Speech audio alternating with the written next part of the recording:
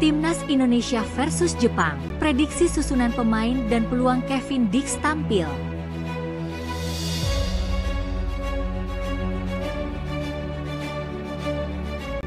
Roberto Carlos bocorkan cara agar Timnas Indonesia kalahkan Jepang di kualifikasi Piala Dunia 2026 zona Asia.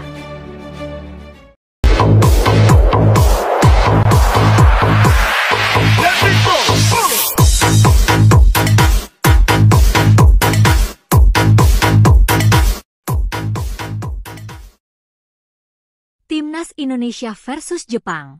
Prediksi susunan pemain dan peluang Kevin Dix tampil. Pertandingan seru antara Timnas Indonesia melawan Jepang di kualifikasi Piala Dunia 2026 akan berlangsung di Stadion Utama Gelora Bung Karno, SUGBK, pada Jumat 15 November, pukul 19.30 waktu Indonesia Barat. Setelah menghadapi Jepang, Indonesia dijadwalkan bertemu Arab Saudi pada Selasa, 19 November 2024 di venue yang sama. Pelatih Shin Tae-yong sebelumnya telah mengumumkan 27 pemain yang akan membela skuad Garuda untuk kedua laga krusial ini. Sayangnya, Indonesia harus kehilangan beberapa pemain kunci akibat cedera, termasuk Asnawi Mangkualam, Malik Rizaldi, dan Hernando Ari yang terpaksa dicoret dari daftar.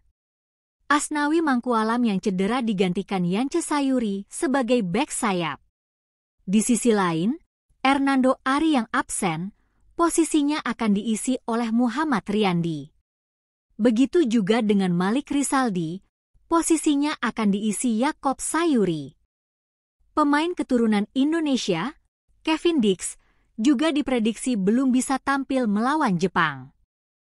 Pemain yang membela klub Denmark, FC Copenhagen, tersebut baru saja menyelesaikan proses naturalisasinya di DPR. Kini masih dalam tahap administrasi. Sekjen PSSI Yunus Nusi menyatakan peluang Kevin Dix untuk tampil melawan Jepang sangat kecil. Meski begitu, dia optimistis Kevin akan bisa memperkuat tim saat menghadapi Arab Saudi pada 19 November. Kita berusaha untuk menuju ke pertandingan Jepang untuk Kevin Dix, tetapi proses administrasi dengan pihak ketiga atau negara lain itu yang menjadi kendala kami, ujar Yunus Nusi di Gedung Nusantara I, Senayan, Jakarta, Senin 4 November. Tapi kami sangat optimis untuk tanggal 19 dengan Arab Saudi. Kita yakin Kevin Dix sudah bisa memperkuat timnas kita. Formasi yang diprediksi akan digunakan Shin Tae-yong adalah 3-4-3. Formasi ini sering dipakai untuk menambah soliditas pertahanan sekaligus efektif dalam menyerang.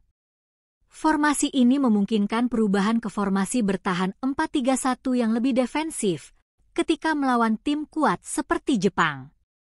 Di bawah Mister Martin Paes akan menjadi pilihan utama berkat kondisinya yang tengah prima. Penjaga gawang yang baru selesai musim reguler di Major League Soccer, MLS, itu sedang menjalani latihan fisik khusus untuk menjaga kebugarannya. Di lini belakang, Timnas Indonesia diperkirakan akan mengandalkan Maes Hilgers, Jordi Amat, dan Jai Itzes sebagai trio bek tengah.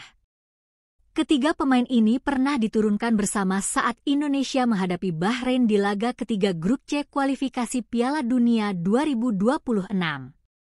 Hasilnya, kombinasi ketiganya cukup tangguh dan sulit ditembus oleh lini serang Bahrain. Namun, pelatih Shin Tae-yong kemungkinan akan mempertimbangkan memasukkan Justin Hubner di lini belakang untuk menambah kekuatan dan semangat bertahan. Posisi bek sayap kanan diprediksi akan ditempati oleh Sandy Walsh, yang sebelumnya absen saat melawan Cina. Sementara itu, Kelvin Verdong akan mengisi bek sayap kiri dan diperkirakan mampu menampilkan performa solid di sisi pertahanan. Lini tengah akan diperkuat oleh Tom Haye dan Nathan Choi Aon yang diharapkan bisa mengontrol tempo permainan. Kehadiran Tom Haye sebagai starter sangat penting untuk menjaga aliran bola di lini tengah dan menghubungkan permainan antara lini belakang dan depan. Di lini depan, Eliano Reijnders diprediksi akan menjadi sayap kanan, Ragnar Oratmangoen sebagai sayap kiri, dan Rafael Struijk sebagai ujung tombak. Kombinasi ketiga pemain ini diharapkan dapat memberikan ancaman serius bagi lini pertahanan Jepang. Prediksi susunan pemain yang akan diturunkan Shin Tae-yong dalam formasi 3-4-3 melawan Jepang adalah sebagai berikut: Martin Paes, Mace Hilgers, Jordi Amat, Jai Itzes, Sandy Walsh, Tom Haye, Nathan Choi Aon, Kelvin Verdong, Eliano Reijers, Ragnar Oratmango and Rafael Struijk. Kehadiran pemain-pemain ini diharapkan mampu memberikan perlawanan sengit kepada Jepang. Proses naturalisasi Kevin Dix sebenarnya sudah hampir selesai setelah disetujui Komisi X dan Komisi 13 DPR. Namun, menurut Yunus Nusi, masih diperlukan sejumlah langkah administrasi yang melibatkan berbagai instansi agar Dix bisa resmi memperkuat timnas Indonesia. Dalam pertemuan di Gedung Nusantara I, Senayan, Yunus Nusi menyampaikan pihaknya terus berkoordinasi dengan pemerintah untuk mempercepat proses tersebut. PSSI optimistis Kevin Dix bisa turun lapangan saat laga melawan Arab Saudi, namun menghadapi Jepang akan sangat sulit. Untuk yang dengan Jepang masih dalam proses, insya Allah dengan Mas Menteri, Dito Aryo Tejo, kami akan bersama-sama untuk melakukan komunikasi baik itu dengan daerah asal negara asal Kevin Dix kemudian dengan FIFA, ujar Yunus Nusi. Untuk beberapa kementerian yang secara administratif kami lalui, alhamdulillah sudah aman Pak Pimpinan. Mudah-mudahan kita dengan FIFA dan negara asal dari Kevin Dix secepatnya bisa kita selesaikan. Yunus menyebut proses naturalisasi membutuhkan waktu dan koordinasi dengan berbagai pihak, termasuk Federasi Sepak Bola Negara asal Kevin Dix.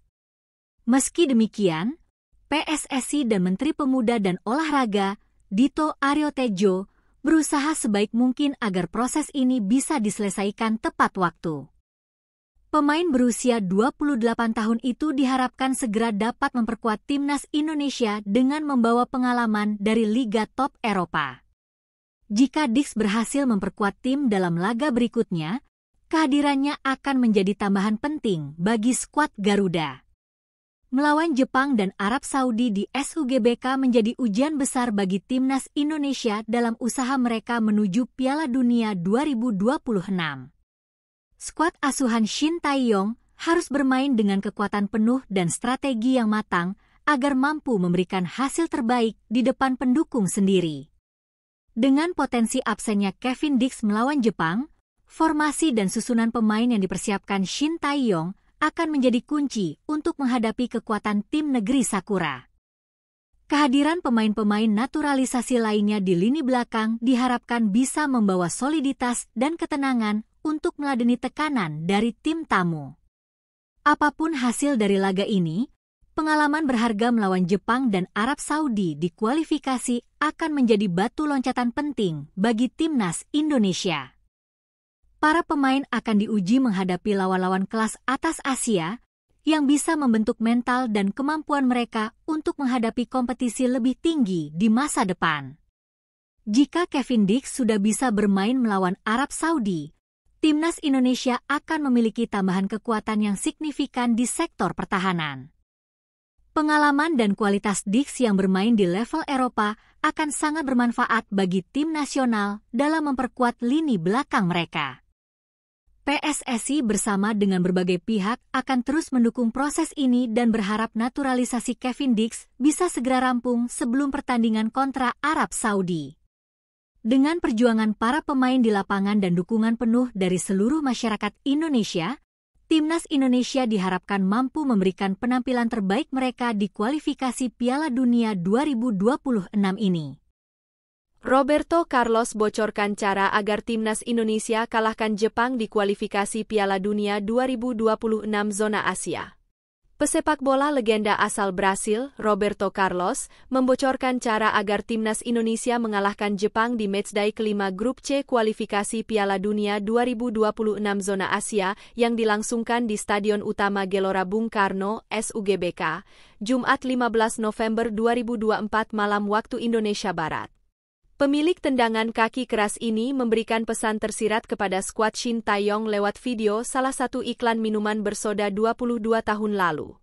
Medio 2002, muncul iklan yang menampilkan Roberto Carlos sedang melawat ke Jepang. Bukan untuk berlibur, melainkan untuk membela timnas Brasil di Piala Dunia 2002. Saat berada di bandara, Roberto Carlos bertemu seorang bocah yang kemudian meminta tanda tangannya. Sebagai tanda terima kasih kepada Roberto Carlos, si bocah pun memberikan minuman kepadanya serta melakukan ojigi atau membungkuk. Bagi orang Jepang, membungkuk di hadapan orang lain merupakan tanda hormat.